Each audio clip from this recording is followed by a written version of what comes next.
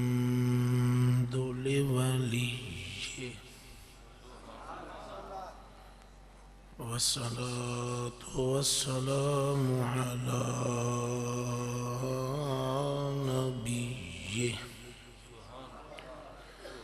الوزن والفضل والعدل والنظم والعزم بالجزم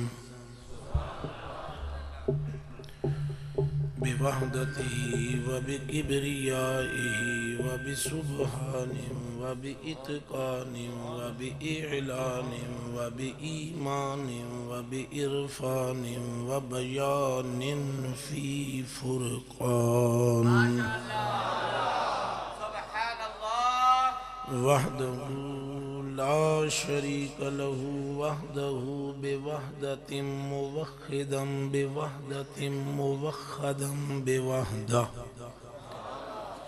وحيدا واحدا بلا جدد ومدد ونسب ووصف في الكمال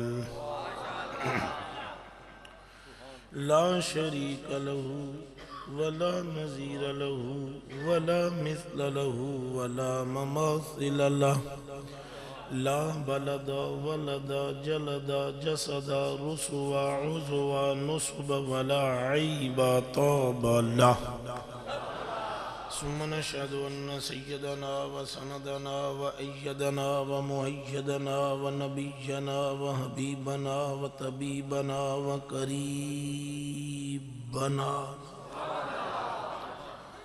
معصومنا ومخدومنا ومنظومنا ومقسومنا ومطلوبنا ومقصودنا ومعشوقنا وأجدر الخلق جديرنا وجم المناقب ومعتصم المقلوب ومنتجئ الغفران من كل طائب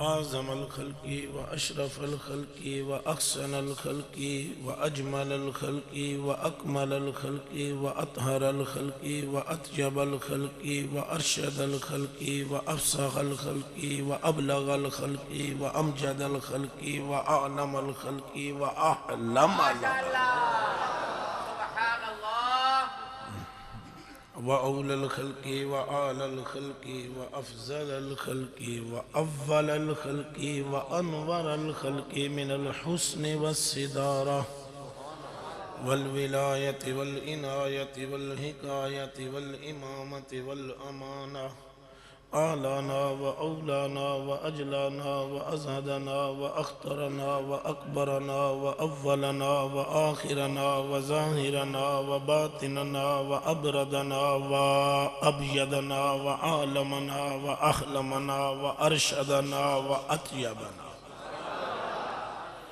أكمر أنور أجدر أكسن أكمل أوسك أفصح أبلغ أرشد الله ثم نشهد أن محبوب ربنا وصمدنا وندلنا وجدلنا ورونق جدراننا وتبريك بيوتنا وقرة عيوننا وتطهير صدورنا وتنوير قلوبنا وسبب تغفير ذنوبنا وإلة تقبيل حسناتنا وقاسم رزق رازقنا حبيب مجيب منيب قريب ربنا وهدوة قدوة هدوة نظمة رتبة أسوة حسنة بدلائل القاهرة الغالبة الظاهرة الباطنة ثم صعد إلى سدرة المنتهى في مقام أصله أما بعد فأعوذ بالله من الشيطان الرجيم بسم الله الرحمن الرحيم ألا إن أولياء الله لا خوف عليهم ولا هم يحزنون صدق الله العظيم وصدق رسوله النبي الكريم عن أبي هريرة رضي الله تعالى عنه قال قال رسول الله صلى الله عليه وآله وسلم إن الله تعالى قال من عاد لي وليا فقد آذنته بالحرب وما تقرب إلي عبدي بشيء أحب إلي مما افتقرت إليه وما يزال عبدي يتقرب إلي بالنوافل حتى أحبه فإذا أحببته فكنت سمعه الذي يسمع به وبصره الذي يبصر به ويده التي يبطش بها ورجله التي يمشي بها وإن سألني لأوتينه ولئن استعاذني لأعيذنه وما ترددت عن شيء أنا فاعله ترددي عن نفس المؤمن يكره الموت وأنا أكره مساءته ولا بد له منه كما قال النبي صلى الله عليه وآله وسلم رواه البخاري ومسلم. وعن عمر بن الخطاب رضي الله تعالى عنه قال سمعت رسول الله صلى الله عليه وآله وسلم يقول إن من عباد الله تعالى لا أناسا ما هم بأنبياء ولا شهداء يغبطهم الأنبياء والشهداء بمقامهم من الله يوم القيامة قالوا رضوان الله تعالى عليهم أجمعين يا رسول الله تخبرنا من هم قال رسول الله صلى الله عليه وآله وسلم هم قوم تخابوا بروح الله تعالى على غير أرحام بينهم ولا أموال يتعاطونها إن وجوههم لنور وإنهم لعلى نور لا يخافون إذا خاف الناس ولا يحزنون إذا خزن الناس. ثم قرأ النبي صلى الله عليه وآله وسلم هذه الآية ألا إن أولياء الله لا خوف عليهم ولا هم يحزنون أو كما قال النبي صلى الله عليه وآله وسلم. وعن أبي هريرة رضي الله تعالى عنه قال قال رسول الله صلى الله عليه وآله وسلم إذا أحب الله العبد نادى جبريل يا جبريل إن الله يحب فلانا فأحببه فيحبه جبريل فينادي جبريل في أهل السماء يا أهل السماء إن الله تعالى يحب فلانا فأحبوه فيحبه أهل السماء ثم يودع له القبول في الأرض أو كما قال النبي صلى الله عليه وآله وسلم. وعن أسماء رضي الله تعالى عنها قالت سمعت رسول الله صلى الله عليه وآله وسلم ألا أنبئكم بخياركم قالوا بلى قال رسول الله صلى الله عليه وآله وسلم خياركم الذين إذا ذكر الله أو كما قال النبي صلى الله عليه وآله وسلم. وعن أبي ذر رضي الله تعالى عنه قال جاء رجل إلى النبي صلى الله عليه وآله وسلم فقال يا رسول الله صلى الله عليه وآله وسلم ما تقول في رجل أحب قوما ولم يلحق بهم ولا يستطيع أن يعمل أعمالهم قال رسول الله صلى الله عليه وآله وسلم المرء مع من أحب أو كما قال النبي صلى الله عليه وآله وسلم. وعن أبي هريرة رضي الله تعالى عنه قال قال رسول الله صلى الله عليه وآله وسلم لو أن عبدين تخابا في الله تعالى وواحد في المشرق وآخر في المغرب لجمع الله تعالى يوم القيامة فيقول هذا الذي كنت تحبه في أو كما قال النبي صلى الله عليه وآله وسلم إن الله وملائكته يصلون على النبي يا أيها الذين آمنوا صلوا عليه وسلموا تسلیما. مل کر محبت جمع کر کے پڑھیں الصلاۃ والسلام علیک یا سیدی یا رسول اللہ وعلی آلک وصحابک یا سیدی یا حبیب. پھر پڑھیں الصلاۃ والسلام علیک یا سیدی یا رسول اللہ وعلی آلک وصحابک یا سیدی یا حبیب اللہ. پھر پڑھیں الصلاۃ والسلام علیک یا سیدی یا رحمت للعالمین وعلی آلک وصحابک یا سیدی یا شفیع المذنبین. پھر پڑھیں الصلاۃ والسلام علیک یا سیدی یا من خیرہ اللہ وعلی آلک وصحابک یا سیدی یا من اختارہ اللہ. پھر پڑھیں الصلاۃ والسلام علیک یا سیدی یا ہادی الدارین وعلی آلک وصحابک یا سیدی یا جد الحسنین. اللہ وحدہ لا شریک لہ لا مثل له ولا مثال له لا ند له ولا قد له ولا مد له کے لیے محمد اور محاسن جو ظاہر بھی ہے باطن بھی ہے دور بھی ہے نزدیک بھی ہے عیاں بھی ہے پنہاں بھی ہے جس کا نور ذرے ذرے میں موجود ہے، جو غفور ہے، کریم ہے، رحیم ہے، مہربان ہے، جس جیسی محبت کائنات میں کوئی نہیں کر سکتا۔ جو محبت کرتا ہے تو ایسی کرتا ہے کہ اس کی مثال دینا بھی ممکن نہیں رہتی۔ جس سے محبت کرتا ہے پھر اس کی ہر شے سے محبت کرتا ہے، اس کی بیوی، اس کے بچوں سے، اس کے کپڑوں سے، اس کی چارپائی سے، اس کی نالین سے، اس کے کنگھے سے، اس کی زلف سے، اس کے بالوں سے، اس کی آلوں سے محبت فرماتا ہے، اس کے نشان قدم کو مسلح بنا دیتا ہے، ایسی محبت فرماتا ہے۔ لجپال، لجپالوں پہ بھی لجپال ہے، اور مہربان ایسا کہ محبت محبوب سے کی، امت ویسے ہی بخش دی۔ محبت کس سے کی اور امت کو ویسے ہی مفت میں بخش دیا۔ اعمال کی وجہ سے نہیں، یار کی وجہ سے بخش دیا۔ اعمال کی وجہ سے نہیں، یار کی وجہ سے بخش دیا۔ اعمال ایسے کیے امت نے کہ دوزخ کے دروازے پر چلی گئی، جب وہاں پہنچائی تو مصطفیٰ کے ذریعے پھر جنت میں پہنچا دے۔ جو ایسا کریم ہے، مہربان ہے، ماننے میں اور راضی ہونے میں ذرا دیر نہیں لگاتا، اور روٹھنے میں جلدی نہیں فرماتا۔ گناہوں پر گناہ بندے سے ہوتے رہیں، وہ صبر فرماتا ہے۔ حضور فرماتے ہیں اس جیسا صابر کوئی نہیں، اور جواد بھی کوئی نہیں۔ پکڑ کرنے میں جلدی نہیں فرماتا، جبکہ اس کی پکڑ سخت ہے۔ ادھر بندے کی آنکھوں میں آنسو آئے، ادھر اس کی رحمت نے بندے کو اپنی آغوش میں لے لیا۔ مہربان ہے، اور اس امت پر جتنا مہربان ہے اس کی تمثیل نہیں دی جا سکتی۔ ازل سے مہربان وہ تھا اور ہے اور رہے گا۔ اللہ پاک میں کوئی تبدیلی وارد نہیں ہے۔ الان کما کان، نہ نفع نہ نقصان۔ تم سارے مل کر اگر عبادت کرو تو الوہیت میں ایک رتی اضافہ نہیں ہوگا، اور تم سب مل کر اگر منکر ہو جاؤ تو اس کی خدائی میں ذرہ برابر کمی نہیں ہوگی۔ وہ جیسے تھا ایسے ہے اور ایسے ہی رہے گا، ذرہ برابر اس میں تغیر و تبدل موجود نہیں۔ بے نیاز ہے، پرواہ نہیں کرتا، بے نیاز ہے۔ اپنا تعارف کراتا ہے اللہ الصمد کہ میں بے نیاز ہوں۔ بے نیاز ہونے کے باوجود جب رات کے کسی حصے میں یار کھڑا ہو جائے مسلح پر تو بے نیاز ہونے کے باوجود کہتا ہے اتنا کھڑا نہ ہو کہ تیرے پاؤں سوجنا شروع کر دے۔ کریم ہے، مہربان ہے۔ اس امت کی تو بخشش اس نے فرمائی دی ہے۔ یہ جو عرصوں مرسوں پر، صبح میں نے کلس میں بھی یہ بات کی تھی، یہ جو لوگ آتے ہیں عرس شریف پر اور یہ درباروں پر آتے ہیں، یہ نہیں کہ یہ جنت میں یہ ایک بات ہے، تمہیں رغبت دلانی ہوتی ہے جو مسلمان جنت کی ٹھڑکی بہت ہے، تو یہ بتلایا جاتا ہے کہ آؤ گے تو تم جنت تو تمہیں اسی وقت مل گئی تھی جب تم نے کلمہ مصطفیٰ کا پڑھا تھا۔ یہ جنت ونت والا مسئلہ پہلے ہی کلیئر ہوا ہے، اور بخشش بھی آپ کی ہوئی ہے۔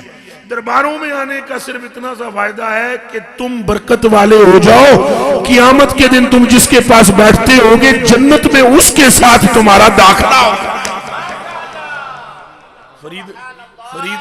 فرید والے فرید کے ساتھ، غوث والے غوث کے ساتھ، خواجہ والے خواجہ کے ساتھ، داتا والے داتا کے ساتھ ہوں گے۔ رہی جنت تو میں تو قسم خدا کی تمہیں سچی بات کرتا ہوں، اولیاء پر بات آئے گی نہیں، اگرچہ حدیثیں بھری پڑی ہیں کہ فلانا فلانا شفاعت کرے گا۔ شفاعت تو تب کوئی کرے گا جو مصطفیٰ کی نگاہ سے بچ جائے گا۔ نوبت ہی نہیں آئے گی کہ کوئی آپ پیر شیر آگے آئیں گے ہی نہیں، وہ تو تب آئیں گے جو چون چان بچ جائے۔ بچے گا ہی کوئی نہیں، سب کو مصطفیٰ لپیٹ کے جنت میں لے جائیں۔ اور بخشش ہوئی ہے، گلہ ہوئی ہیں۔ صبح والی روایت پھر سناتا ہوں آپ کو۔ سیدہ طیبہ طاہرہ عارفہ کاملہ فقیہ محدثہ مفسرہ زاکیہ مزکیہ بطول جگر گوشہ رسول سیدہ نساء العالمین ایک دن حضور کے قریب ہوئی اور کان میں کہا کہ آپ جو بات مجھ سے کرتے ہیں کسی سے نہیں کرتے، تو آپ یہ بتائیں جب آپ معراج کی رات کو اللہ پاک سے ہم کلام ہوئے پہلی بات کیا ہوئی؟ حضور نے فرمایا تھی یہ جے کدے کوئی اور پوچھدا تے نہ دسدا، پر پوچھے تو ہے تینوں چھپاڑ نہیں سکتا تیرے کلام۔ کہا جب ہم معراج کی رات ذات الہی کے قریب ہوئے تو میرے رب نے یہاں سے شروع کی بات، انا رب العزت، میں عزت والا رب ہوں، میں نے کہا اس میں کوئی شک نہیں ہے کہ جل جلالک تیری عزت ہے، تیری تمجید ہے، تیرے لیے تحمید ہے، تیرے لیے تحلیل ہے۔ اللہ پاک نے مجھ سے پہلا کلمہ فرمایا بما اشرفک یا محمد، دسو تمہوں کیڑی شے چاہیے ہے؟ میں عرض کیتا دسیا اتھے جاندہ ہے جتھے خبر نہ ہوئے، جو میرے من میں ہے وہ تجھے معلوم ہے۔ میں نے بات نہ کی بلکہ کہا جو میرے من میں ہے تجھے معلوم ہے۔ جب میں نے یہ کہا تو میرے رب نے فرمایا اذا نظرت الى ذنوب امتک فلم ارى الوجہ الا العفو۔ محبوب اگر دل کی بات کرتا ہے تو سن، جب تیرے رب نے تیری امت کے گناہوں کو یوں کر کے دیکھا تو تیرے رب کا ارادہ ان کی بخشش کے سوا کچھ بھی بننا۔ میں یہ نہیں کہوں گا آپ سے اونچی سبحان اللہ کریں اور بولیں، یہ امت مصطفیٰ ہے۔ ویسے ہمارے بھائی خطبہ اور نعت خوانان حضرات آپ کو گرم کرنے کے لیے جگانے کے لیے کہتے ہیں بولیں، اور نعت خوانان عموماً کہتے ہیں جنت میں بوٹا لگ جائے گا اور تمہیں ثواب ملے گا۔ ثواب یقیناً ملتا ہے سبحان اللہ کہتے، مگر آج تک سمجھ نہیں آئی دوستوں کو کہ یہ امت مصطفیٰ ہے، خالہ جی دا کار نہیں، اے موسیٰ دی امت نہیں یا عیسیٰ دی امت نہیں۔ اتھے بولو گے تو تاں بھی بخشے جاؤ گے، جو چپ رو گے تاں بھی بخشے جاؤ گے۔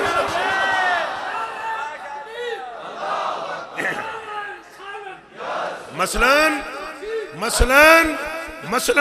آدھوں نے کہا سبحان اللہ، آدھے چپ رہے، جس نے بول کر سبحان اللہ کہا اس نے تسبیح کی، جو چپ رہا اس نے تسبیح سنی۔ فرمایا یہ دامن مصطفیٰ کی برکت ہے، جو منہ سے کہے وہ بھی جنت میں جائے گا، جو کان سے سنے وہ بھی جنت میں جائے گا۔ برکت سے خالی کوئی بھی رہنے والا نہیں ہے۔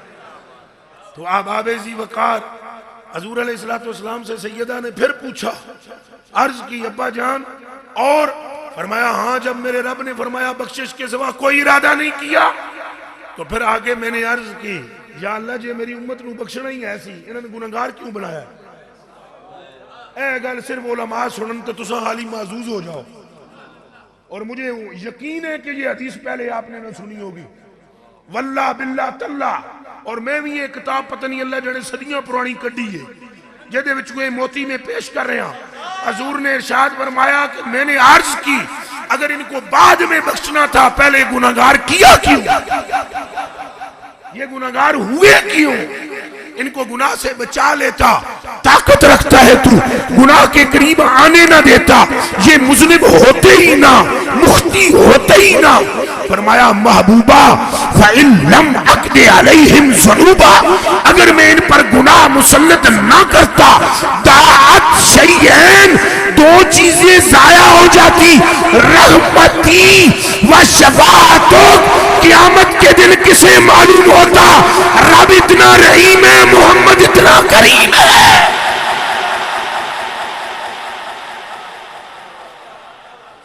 یہ سلسلہ بنا ہی اس لیے ہے، یہ سلسلہ بنایا ہی اس لیے ہے کہ دنیا کو خبر ہو جائے آمنہ کے لاڈلے کا مقام کیا ہے، مرتبہ کیا ہے، شان کیا ہے۔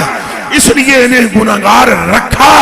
او محبوبہ انہیں جی لائق کر دیندہ تے نمبروں تے پاس ہوں دینا، انہیں نلائق رکھیا ہے تاکہ تو شفاعت کرے اور یہ جنت میں جائیں اور دنیا کو پتہ لگے اعمال نہیں لے آئے، محمد لے آئے۔ اللہ اکبر، اتنا کریم ہے، مہربان ہے، اور جس نے یہ کائنات پوری بنائی سرکار کے لیے، سرکار کے لیے۔ کس کے لیے؟ دب کے بولو کس کے لیے؟ باقی ساری انہی موجاں لگیاں، کملی آلے دی قسم ہے، میں نے رب دی قسم ہے، میں نے کعبے دے پردے دی قسم ہے، میں نے سیدہ دی چادر تطہیر دی قسم ہے، باقی سب کی موجیں ہیں، مقصود مصطفیٰ ہے، مقصود آمنہ کا لاڈلہ ہے۔ نبی رسول پیغمبر بھی مقصود نہیں ہے، 1.25 لاکھ آئے ضرور ہیں، مقصود بن کر نہیں آئے، غلام بن کر آئے۔ اعلیٰ حضرت بریلوی فرماتے ہیں، آپ فرماتے ہیں یا رسول اللہ ترنم شاہ جی ہوں تو آپ بھی آپ فرماتے ہیں ملک خاصے کبریا ہو، ملک خاصے، ملک خاص، ملک کسے کہتے ہیں جی؟ ملکیت کو کسے کہتے ہیں؟ ملک خاصے کبریا ہو، مالک ہر ما سوا ہو، ملک خاصے کبریا ہو، مالک ہر ما سوا ہو۔ سادہ لفظوں میں مفہوم سمجھاؤں، یہ اعلیٰ حضرت ہے، سادہ لفظوں میں مضمون سمجھاؤں، اعلیٰ حضرت فرماتے ہیں سونیاں جے تیرے تے قدرت ہے تو رب دی ہے، باقی پوری کائنات تے جے قدرت ہے تو تیری ہے۔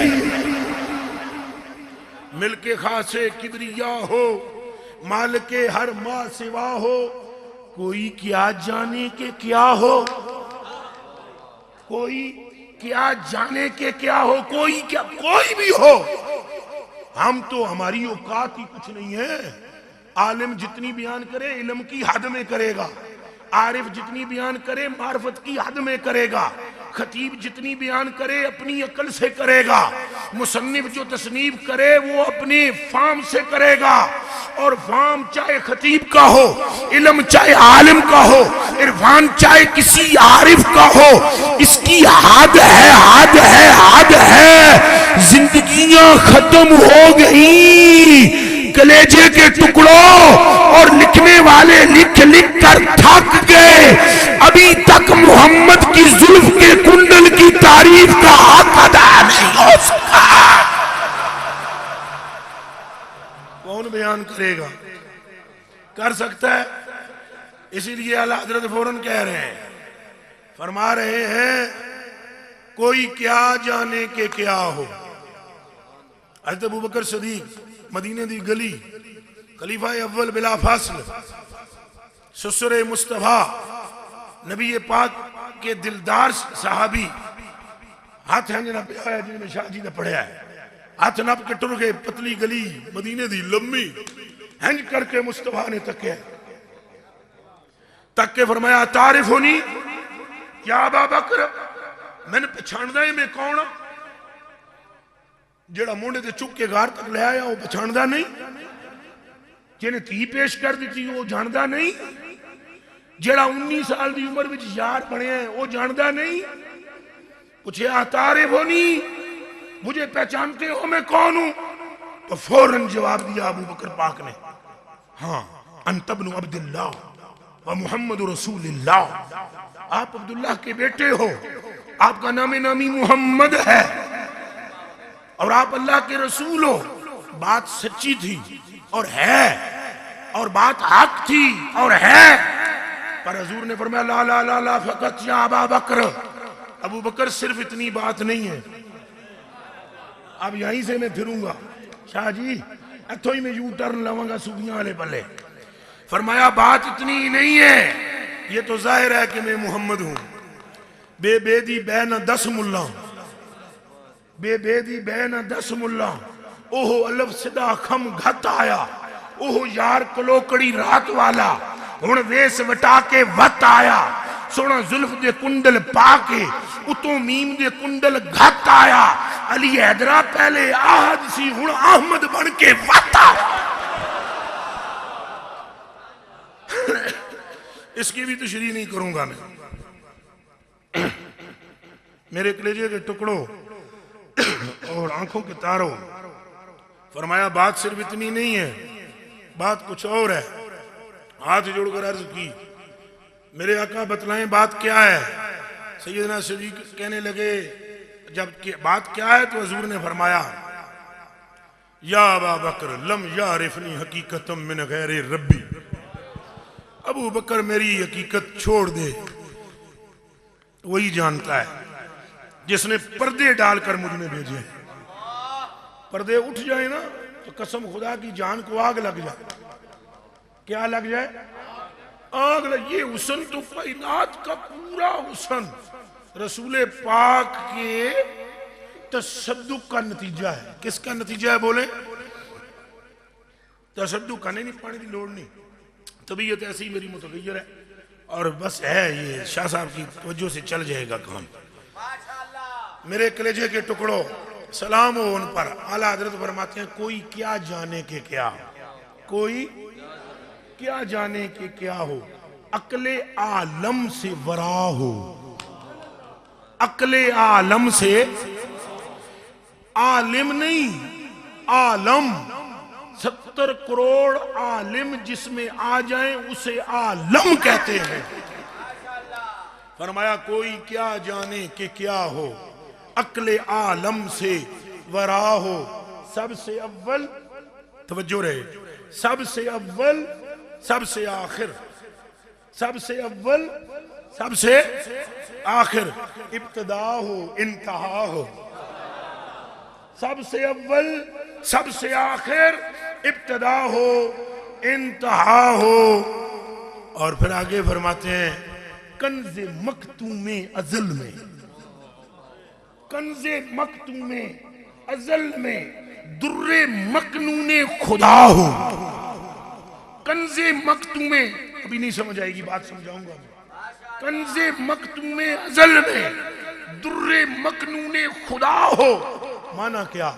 اللہ پاک نے فرمایا کنت کنزا مخفیا، میں چھپا ہوا خزانہ تھا. یہ فرمان ہے اللہ کا، میں چھپا ہوا خزانہ تھا. پھر فَأَبَبْتُ أَنْ أُعْرَفَ، میں نے پسند کیا کہ میں پہچانا جاؤں. تو چھپا ہوا خزانہ وہ ازلی خزانہ. اعلیٰ حضرت بریلوی فرماتے ہیں یا رسول اللہ وہ جو خزانہ تھا نا اللہ کا، تو خزانہ کسی شے میں ہوتا ہے نا، تو اعلیٰ حضرت فرماتے ہیں خزانہ جو تھا نا، خزانہ وہ جڑی پوٹلی سی نا، خزانہ سی نا جڑا، اس خزانے میں جو ہیرا تھا نا، ہیرا، فرمایا کنز مکتوم ازل میں در مکنون خدا ہو. اس ازلی خزانے میں اگر کوئی ہیرا تھا تو ذات مصطفیٰ تھی. کنز مکتوم ازل میں در مکنون خدا ہو، عقل عالم سے ورا ہو، کوئی کیا جانے کہ کیا ہو. فرمایا تھے وسیلے سب نبی تم، یا رسول اللہ سارے نبی وسیلہ تھے وسیلے سب نبی تم، اصل مقصود خدا ہو، پاک کرنے کو وضو تھے، پاک کرنے کو وضو تھے. اور تم نماز جاں فضا ہو. مانا کیا؟ جتنے نبی آئے ان کی تمثیل اس طرح دی کہ وہ وضو جس طرح نماز سے پہلے ہوتا ہے، مقصود نہیں، مقصود نماز پڑھنا ہے، وضو مقصود نہیں، پر نماز سے پہلے وضو کرتا ہے آدمی. فرمایا جس طرح نماز سے پہلے وضو ہوتا ہے، وہ سارے نبی وضو بن کر آئے. نماز تو تیری ذات کا نام ہے.